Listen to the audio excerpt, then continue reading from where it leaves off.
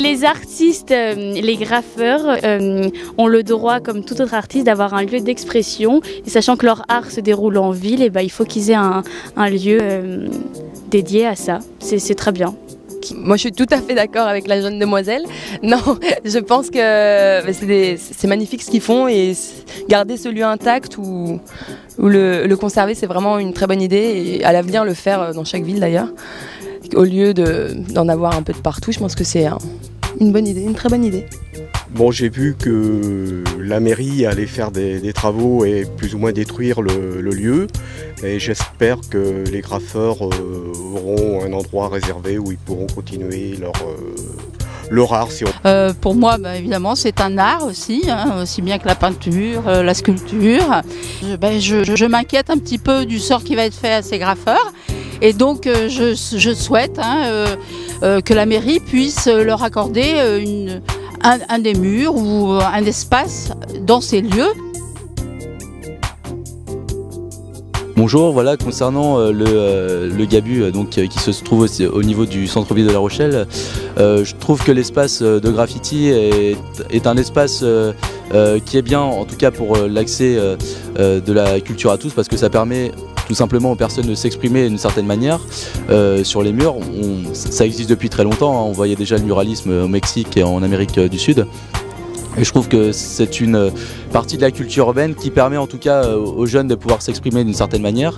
Et en plus, notamment au Gabu et à La Rochelle, c'est vrai que ce mur est utilisé pas que par les graffeurs, mais aussi par d'autres associations, d'autres structures qui l'utilisent aussi pour tout simplement expérimenter le graphe. Et donc c'est vrai que je suis favorable à ce que justement il y ait un mur qui reste justement pour pouvoir aux graffeurs de pouvoir expérimenter tout simplement encore leur art. Parce que la question c'est de savoir est-ce qu'on veut justement faire de La Rochelle une ville qui accueille toujours de personnes encore plus aisées, voilà, ou est-ce qu'on veut justement permettre à La Rochelle qu'elle garde toujours un peu cette identité je dirais populaire et permettre justement aux jeunes de pouvoir s'exprimer à travers les graffitis, voilà.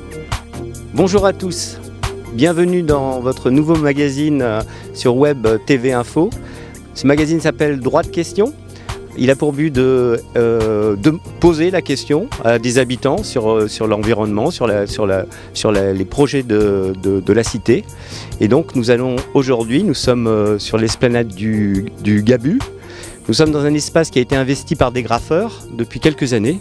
Et nous allons leur poser leurs questions sur le devenir qu'ils souhaitent pour cet espace. Moi, quand je suis arrivé à La Rochelle, je suis arrivé en 97. J'avais déjà le graffiti qui était en moi depuis un petit bout de temps. Et ici, c'était déjà commencé à prendre forme, entre guillemets, sans forcément d'autorisation. On avait vu des premiers graffitis sur ce mur-là, un gros Reebok fait en 97 par Jesk. Alors la municipalité à l'époque disait pas grand-chose non plus. Il laissait faire, le parking s'est fait au fur et à mesure en même temps. Nous on a continué à graffer, on va dire à peu près tous les week-ends. On s'y est installé, il y avait d'autres murs ici aussi qui ont été détruits, on pouvait graffer à l'intérieur. Ça a été bouché pour pas que, par cause d'insalubrité. Ensuite, depuis 97, ouais, à peu près, le Gabu est un lieu de culture graffiti sur La Rochelle, oui. En fin de compte, le lieu pour nous graffeurs, on s'exprime d'habitude sur des voies, sur des rocades ou sur des trains pour certains, pour d'autres. On a besoin d'une sorte de publicité. On a besoin d'écrire notre nom ou faire un dessin, un personnage ou autre. On a besoin en même temps d'exprimer cet art-là, et avec ce passage et cet endroit qui est à côté des deux tours où c'est quand même historiquement parlant très fort, pour nous, ça nous donne encore plus l'envie de faire des belles œuvres, des beaux graphes et montrer que le graffiti n'est pas art délinquant forcément. Et comme c'est un lieu de passage touristique, on montre aussi que, voilà, que le graffiti est tout simplement un art à part entière et pas restitué juste aux caïras et aux délinquants et à autres. Je voulais aussi rajouter que par rapport à l'historique de La Rochelle, qui a été une ville quand même assez contre le pouvoir à certains temps, qui se sont battus pour respecter leurs droits et pas devenir catholiques forcément tout de suite. Ce lieu est chargé d'histoire avec les graffitis qu'il y a encore dans les tours, où il y a des noms de personnes qui ont été emprisonnées et tout ça, qui représentent bien aussi déjà à l'époque cette culture de la ville belle et rebelle. Et c'est pour ça que le Gabu, pour nous, on est en plein dedans, on est juste à côté de nos ancêtres et on n'a pas envie d'être déplacé forcément, parce que c'est quand même magnifique de pouvoir s'exprimer 2 ou 3 siècles après à côté de ces deux tours qui sont encore là, qui restent présentes.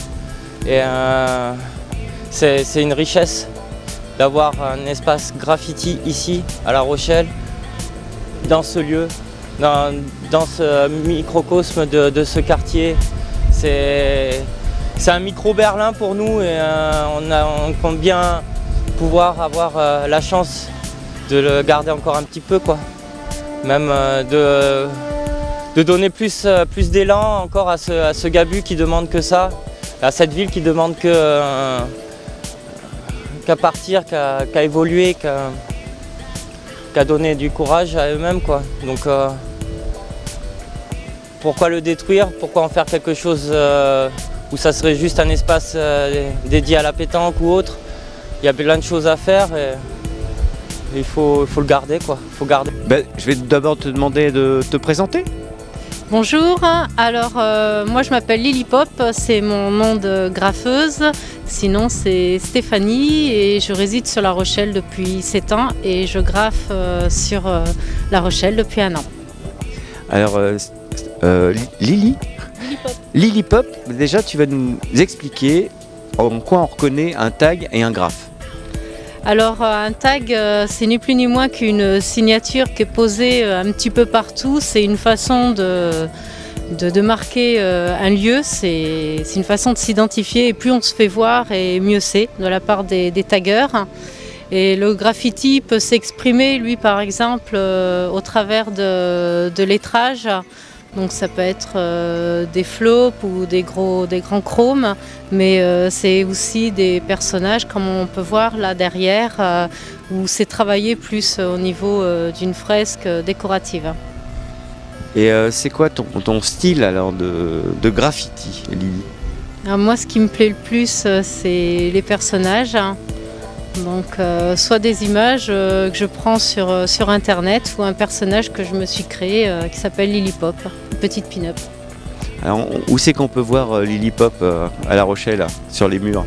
Là ici à droite. Ah oui, elle est pas mal. Voilà, elle va bien sur La Rochelle.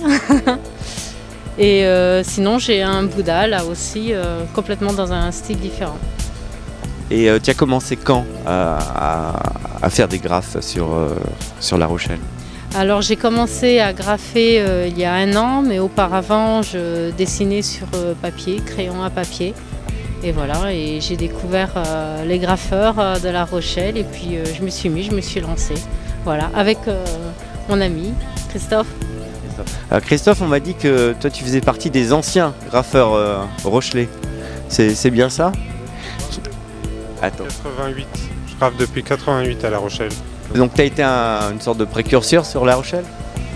Un peu, oui. Oui, dans les premiers graffeurs de La Rochelle. Oui. Comment on graffait en 88 alors? On graffait où? Avec qui? Bon, avec les bombes, j'imagine déjà. On graffait déjà dans les lieux désaffectés. Déjà, sur la Gore. Il y avait des murs à la Gore. Il y avait aussi, oui, sur Port-Neuf, il y avait des usines désaffectées et puis on graffait dedans déjà. Et ça a pris tout de suite, ça a été tout de suite collectif comme mouvement sur La Rochelle, ou c'était des graffeurs individuels, on va dire? Non, non, je graffais avec des copains et on était une bande de copains et on graffait ensemble. On travaillait sur des projets ensemble et on les réalisait. Voilà. Alors, bon, vas-y. Ce que je voulais rajouter aussi, c'est qu'effectivement, la plupart des graffeurs se regroupent en crew. Alors il y a AOS et puis pour nous il y a VEC qui veut dire vivre en couleur et il y a BTP aussi qui veut dire Born to Paint. Donc crew en équipe, donc c'est des équipes de combien en principe? Ouf, et ça peut être des centaines, c'est réparti sur toute la France. Le milieu du graffiti c'est une très grande famille. C'est une fourmilière, oui. Par exemple dans ton groupe, toi, tu connais combien de gens sur La Rochelle et en France? Je sais pas, ça se compte par dizaines, vingtaines, trentaines. Après moi, ça fait qu'1 an que j'ai démarré dans le graffiti, donc je suis nouvelle dans le milieu. Mais pour des personnages comme Syndrome ou Kebs ou EPO, je pense que ça se compte en centaines. Et on m'a dit aussi qu'il y avait la relève, parce qu'on a parlé des anciens, et il y avait les jeunes graffeurs. Alors, tu vas te présenter. Ouais, donc moi je suis Prisme, j'ai commencé il y a quelques mois, là j'ai posé un Jimi Hendrix de l'autre côté du mur. Un quoi? Un Jimi Hendrix. Ah, il est là-bas, ouais. Ouais, il est là-bas, ouais. C'est un des premiers que tu réalises? Ouais, c'est un des premiers que je fais vraiment, ouais. Tu as quel âge? J'ai 18 ans. 18 ans? Ouais. Bon, donc tu as le droit de graffer, c'est à partir de 18 ans qu'on a le droit. Ça doit être ça. Voilà. Et donc je sais pas, vous êtes combien? On l'a peut-être dit, mais par exemple, dans les fresques qui ont été réalisées dans cet espace du Gabu, ça concerne combien de graffeurs? Vous avez une idée à peu près? Ouais, j'allais dire une quarantaine. Après, ce qu'il faut voir, c'est qu'il y a des graffeurs qui viennent d'un petit peu partout. Il y a Opar, entre autres, qui a posé un super graphe à l'extérieur, donc qui vient de Paris. Et c'est un site qui est quand même connu dans le milieu des graffeurs. Et donc, il y a beaucoup de passages de toute la France, même de Paris. Il y en a même qui viennent de Berlin graffer. Voilà. Après, l'avantage avec ce site, c'est que... Attends, tu vas reprendre par rapport ce que je voulais dire, c'est que l'avantage avec ce site, c'est que par rapport à l'âge des graffeurs, donc il y en a 18 ans, des plus anciens, ça va jusqu'à 45 ans, des gens qui viennent graffer, des graffeurs qui ont commencé il y a plus de 20 ans. Il y a des plus jeunes, il y a des jeunes de 12-13 ans qui viennent ici faire leurs premières armes. Et ce qui permet, je pense, aussi à la municipalité d'éviter que les jeunes aillent taguer sur le mur du voisin ou sur le mur qu'ils ont vu, qu'ils ont repéré la journée. C'est un des rares lieux où on est en centre-ville, donc c'est un lieu qui est connu de tous les jeunes qui sortent un petit peu. Ils savent qu'au Gabu on peut graffer quand on veut. S'il n'y avait pas un lieu comme ça en centre-ville à La Rochelle, je pense pas que le petit jeune de 12-13 ans il aille dans un bâtiment désaffecté à Rochefort ou à Étré pour aller graffer, quoi. Il va aller sur un mur où il n'a pas le droit. Donc c'est ça qu'il faut conserver ici, quoi. C'est la légalité de pouvoir peindre quand on veut, à n'importe quel moment de la journée. Ouais, de toute génération, garder cette histoire-là. Alors, ce que tu m'apprends et que je savais pas, c'est que c'est célèbre en fait, on va dire dans le monde, ou au moins en Europe, il y a des graffeurs. C'est vrai qu'en France, pas partout en France, mais tous les gens qui connaissent un peu le graphe et qui sont passés à La Rochelle, c'est obligé qu'ils ont vu le Gabu, quoi. Parce que je pense pas qu'il y ait d'autres villes en France où il y a un spot aussi bien placé en plein centre-ville. C'est comme grosso modo si à Paris on pouvait graffer, je sais pas moi, sur les Champs-Élysées, quoi, par exemple, parce que sous la Tour Eiffel, juste. Ouais, voilà, ça serait... Il y a quelques tours ici. D'ailleurs, on voit maintenant que c'est devenu un espace de promenade, c'est presque une galerie, quoi. Les gens passent. Vous continuez à graffer dans ce lieu. Depuis que ça a changé, que c'est une sorte d'esplanade, quoi, un musée à ciel ouvert, vous voyez vraiment les gens regarder les graphes différemment? Oui, les gens vraiment pénètrent dans le lieu depuis qu'il n'y a plus ces voitures. Et effectivement, c'est une rencontre. Voilà, c'est une nouvelle rencontre qu'on établit avec les gens qui s'arrêtent, qui nous posent des questions, qui nous demandent comment on graffe, si c'est nous qui fournissons les bombes, la peinture, ou si c'est la municipalité. Malheureusement, à ce jour, c'est encore nous qui fournissons les bombes et la peinture. Et c'est un plaisir de pouvoir partager ça avec les gens parce que vraiment les gens aiment ce qu'on fait et nous encouragent, nous demandent si le lieu est autorisé ou si ça nous est mis à disposition par la commune. Et voilà, ils sont vraiment très très intéressés par ce qui se passe sur le Gabu.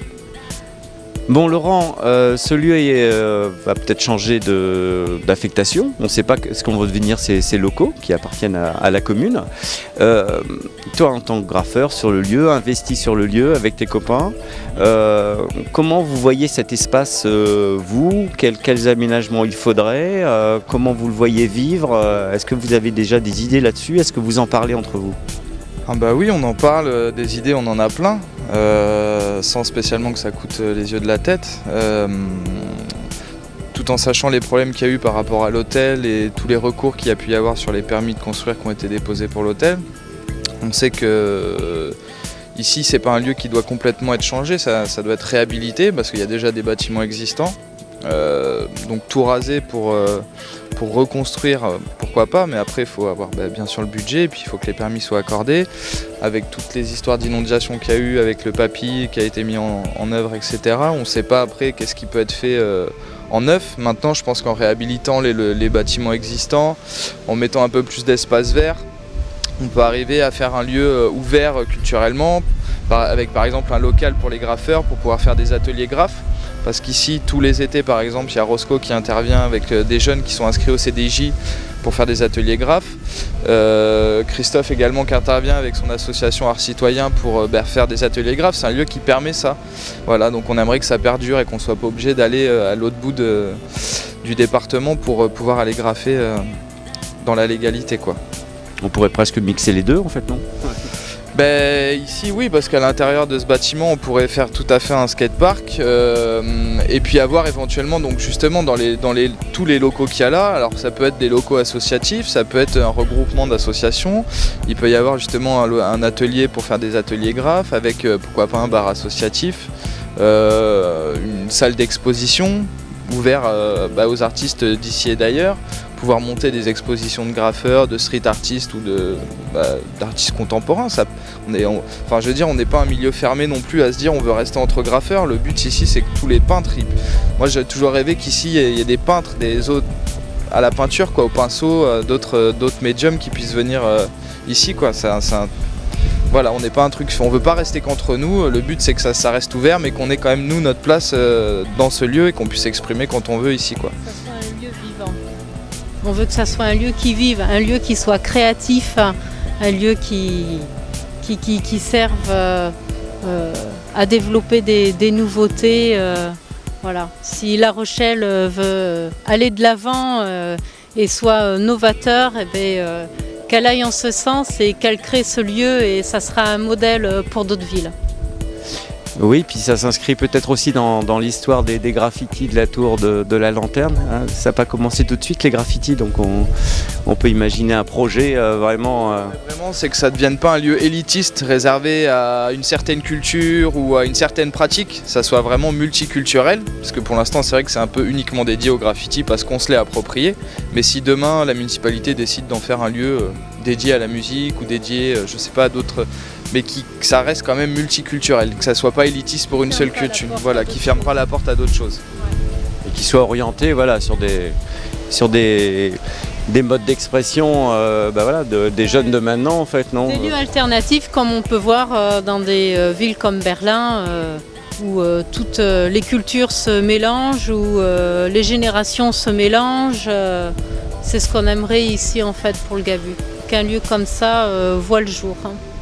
Après on est conscient, enfin moi le premier, d'entendre ça plaît à plein de gens, parce que nous, c'est vrai que depuis le temps, ça va faire plus de 15 ans que je viens graffer ici très régulièrement. Donc il y a énormément de gens qui passent le week-end prendre des photos, qui viennent en ville exclusivement pour passer au Gabu avec leurs enfants. Voilà, c'est la balade du dimanche, quoi. Ils viennent voir les nouveaux graphes. Il y a des gens qui nous disent, bah, moi si vous saviez, j'ai un album photo de 1000 photos où j'ai que des graphes, toutes les nouveautés, ils viennent les prendre en photo. Donc c'est impressionnant. Nous, c'est un bon retour pour nous aussi. Et de se dire que demain, il n'y a plus ça, je pense qu'il y a quand même un bon nombre de gens qui seront déçus.